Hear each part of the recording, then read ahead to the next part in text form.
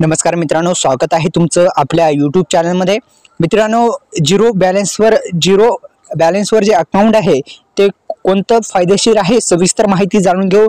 जसे की आपण दोन प्रकारचे अकाउंट झिरो बॅलन्सवर उघडू शकता।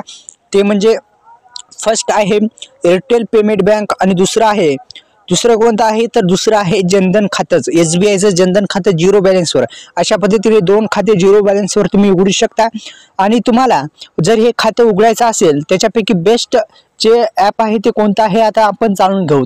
तर मित्रांनो, जे अकाउंट आहे कोणतं बेस्ट आहे आपण जाणून घेऊ। तर जसं की SBIचं आपण जनधन खाते काढू शकता आणि दुसरं म्हणजे एअरटेल पेमेंट बँकचं सुद्धा घर बसल्या तुम्ही काढू शकता किंवा CSC सेंटरवर सुद्धा काढू शकता।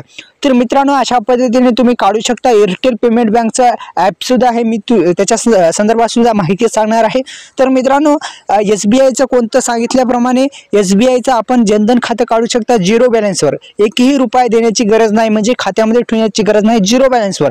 तर एअरटेल पेमेंट बँकचे पण झिरो बॅलन्सवर तुम्ही खातं उघडू शकता, एअरटेल पेमेंट बँकचं। तर अशा पद्धतीने दोन बँकचे खाते तुम्ही काढू शकता झिरो बॅलन्सवर।